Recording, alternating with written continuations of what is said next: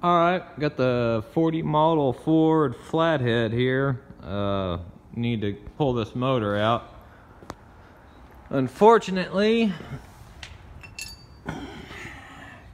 the piston decided to let go from the looks of it, and yeah, well, as you can tell, she's none too happy. I dropped the oil pan down and pulled that rod out and a couple of these other pieces and stuff. So I need to pull this motor out and start trying to get it rebuilt so we can make the Texas tour this year.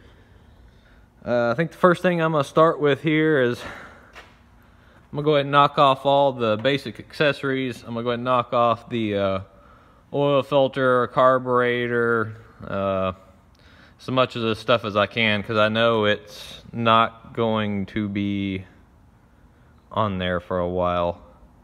And stuff like the distributor and the spark plug wires, because the distributor just got rebuilt, and I mean, as you can see, it is nice and shiny. So I want to make sure I get that off of here and don't get it dirty in the wires. So get that knocked off, get the generator knocked off, get some parts coming off of it.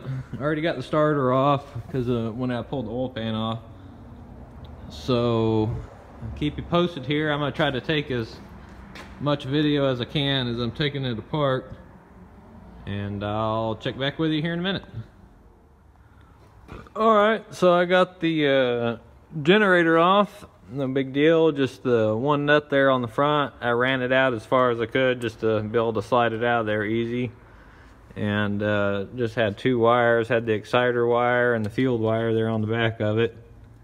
And took off the air cleaner, which is kind of cool on this one because I converted mine over to a paper air filter, but this one still has the well, there we go, still has the original oil bath filter in it, and it's in really good shape inside there. Mine was all rotted out, so I'd like to have my original oil bath one back on there one day if I can find one that's in good shape.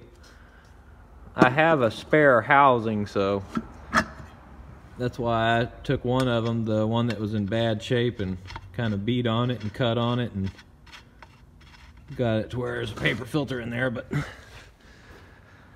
anyway, alright, I'm going to keep on with it here. Now I got that generator off. It's a lot easier to go ahead and take these spark plug tube wire holders off, and we'll keep on chooching on it and keep you updated. Alright, well, as you can see, I got the distributor pulled off. She's a little dirty, but not too bad. I mean, you can see it's in immaculate shape. It just got rebuilt. And of course, I pulled the plug wires off, so I was wanting to get them off before they got any dirt, more dirty or grease or anything on them. They're so clean. It's my favorite part of this engine is this diving bell distributor and the way the spark plug wires run. Mine's got the later distributor, the side mount, and I think this is just a lot cooler look. It's a lot harder to deal with, of course. As far as ease goes, I'd rather have mine, but this one looks cool. But alright,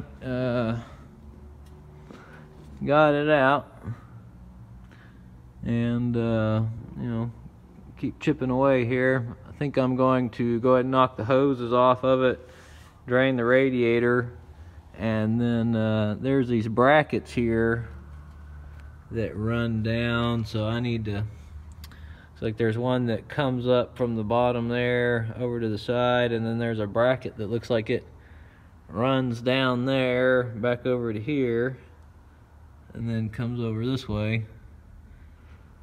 So I was warned to make sure I take a bunch of pictures of these brackets because they're confusing apparently, which kind of looks like they are. So I'll keep chipping away and keep you updated. It's looking like a crime scene.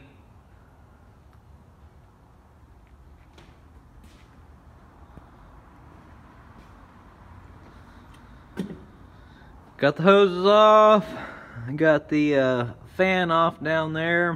I think I'm gonna go ahead and try to get this radiator pulled out of here. And it's coming along fairly easy. Nothing's been too big of a fight. Of course, as soon as I pulled the upper hoses off, I tried sucking as much as I could out, and it still made a big mess. Fan blade down there. It's in good shape. Of course, this one bolts directly to the crank, so it's a direct drive fan.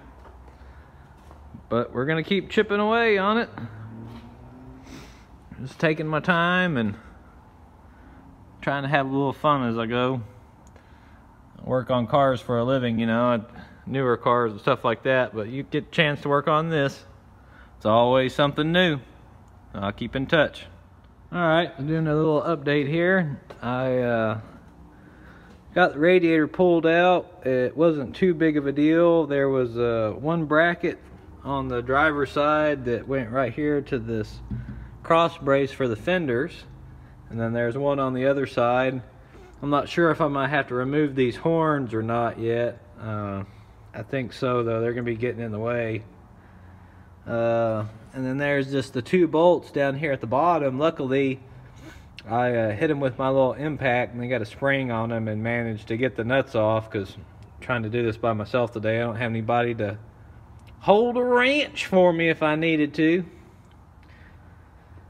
But we're still chooching along. Got the heater hoses off of it. Of course, just a tip, if you're working on these old cars and you're taking off a heater hose or something like that, don't pull on it.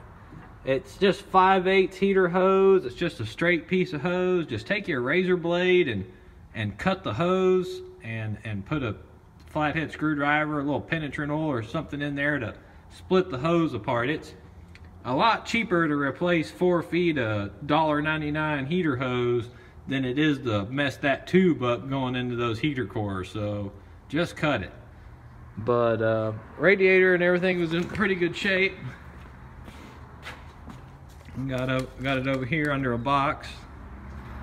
So I was trying to be careful with it. You can see it's in really good shape.